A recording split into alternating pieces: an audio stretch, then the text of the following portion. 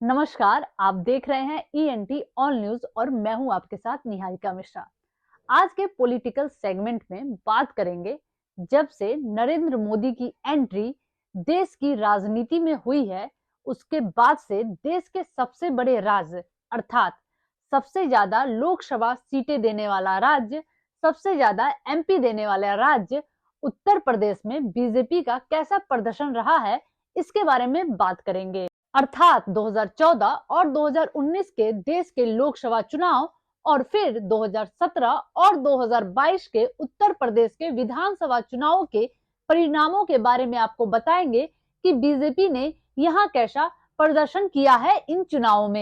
तो सबसे पहले बात 2014 के लोकसभा चुनाव की करते हैं, जहां उत्तर प्रदेश की 80 सीटों में से बीजेपी ने अकेले अपने दम पर 71 सीटें जीत ली, तो वहीं इनकी सहयोगी पार्टी अपना दल ने 2 सीटें जीती। आपको बता दें, इस चुनाव से पहले बीजेपी के पास उत्तर प्रदेश में मात्र 10 लोकसभा की सीटें थी। वहीं बात अगर इस चुनाव में दूसरी पार्टियों की करें तो समाजवादी पार्टी ने 5 और कांग्रेस ने 2 सीटें अपने नाम की, जबकि बीएसपी और आरएलडी का सुपड़ा साफ हो गया।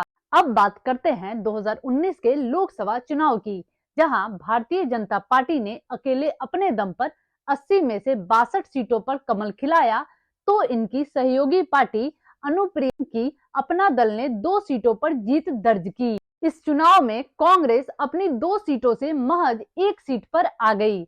आपको बता दें, इसी चुनाव में अखिलेश यादव की समाजवादी पार्टी, मायावती की बहुजन समाजवादी पार्टी और अजीत सिंह की राष्ट्रीय लोकदल ने अपना महागठबंधन बनाया था, जिसने यूपी में 80 में से 15 सीटें अपने नाम की थी। इन 15 सीटों में से समाजवादी पार्टी ने 5 सीटों पर जीत दर्ज की थी, तो वहीं बहुजन समाजवादी पार्टी ने 10 सीटों पर अपना दमखम दिखाया था, जबकि आरएलडी लगातार दूसरे लोकसभा चुनाव में अपना खाता तक नहीं खोल पाई।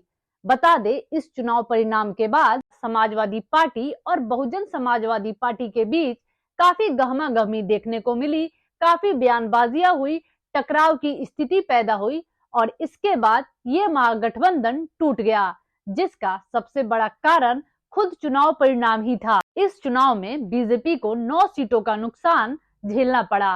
अब बात करते हैं विधानसभा चुनाव की, जहां बीजेपी ने अपना 14 सालों का वनवास तोड़ा और एक बार फिर से देश के सबसे बड़े राज्य उत्तर प्रदेश की सत्ता में काबिज हुई। इस चुनाव में बीजेपी ने अकेले अपने दम पर 312 सीटों पर जीत दर्ज की, तो वहीं दूसरे नंबर की पार्टी समाजवादी पार्टी रही, जिसने 47 सीटें अपने नाम की, जबकि बीएसपी ने 19, अपना दल ने 9, कांग्रेस ने 7 और आरएलडी ने 1 सीट पर जीत दर्ज की।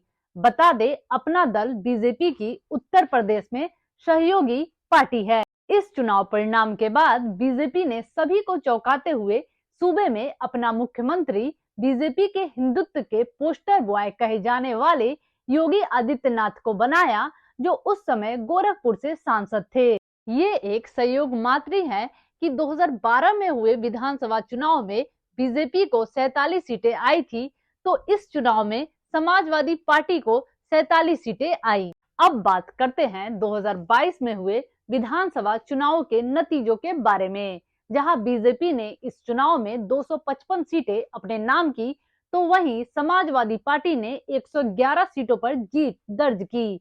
इस चुनाव में बीजेपी को 57 सीटों का नुकसान उठाना पड़ा। वहीं इस चुनाव में बीएसपी और कांग्रेस का जनाधार शून्य पर आकर सिमट गया, क्योंकि इस चुनाव में बीएसपी 1 सीट पर सिमट गई, तो कांग्रेस ने महज 2 सीटों पर जीत दर्ज की, जबकि आरएलडी ने इस चुनाव में संतोषजनक प्रदर्शन किया, वो 8 सीटों पर जीत दर्ज करने में कामयाब रही। और वहीं अगर बात करें बीजेपी की सहयोगी अपना दल की, तो उसका जनाधार इस चुनाव में बढ़ा, वो 9 सीटों से 12 सीटों पर आ गई। तो इन 4 चुनावों के नतीजों को देखें तो साफ पता चलता है कि उत्तर प्रदेश में मोदी और योगी का जो स्ट्राइक रेट है वो 100% है, जबकि जो अन्य रीजनल पार्टियां हैं उनका जनाधार कम होता चला जा रहा है। और वहीं बात अगर कांग्रेस की करें, तो उसका तो सुपड़ा ही साफ हो गया है उत्तर प्रदेश से। और एक सबसे बड़ी बात, उत्तर प्रदेश में जो एक नई ताकत बनकर उभरी है बीजेपी के लिए, वो हिंदुत्व है और हिंदू वोटर है। जबकि जो दूसरी पार्टियां हैं, उनका जो वोट बैंक था वो कहीं ना कहीं घिसकता चला जा रहा है। और एक समय जो तुष्टीकरण की राजनीति होती थी, यानी पोलराइजेशन, वो भी इन चुनाव में उस तरीके से देखने को नहीं मिला है। कहने का मतलब, जो मुस्लिम मतदाता है वो बट जा रहे हैं, वो कंफ्यूज है कि उन्हें किस पार्टी को वोट देना है। जबकि जो हिंदू वोटर है वो एकजुट होकर किसी खास पार्टी को वोट दे रहे हैं। और जो मुस्लिम मतदाता जो बट रहे हैं, उसका जो फायदा है वो बीजेपी को चला जा रहा है। तो ये सब एक मोटा मोटी बात है जो पिछले 4 चुनाव में जो उत्तर प्रदेश में हुए हैं, देश के 2 लोकसभा चुनाव और उत्तर प्रदेश के 2 विधानसभा चुनाव, उसके बारे में है। और आज का हमारा वीडियो आपको कैसा लगा हमें कमेंट करके जरूर बताएं।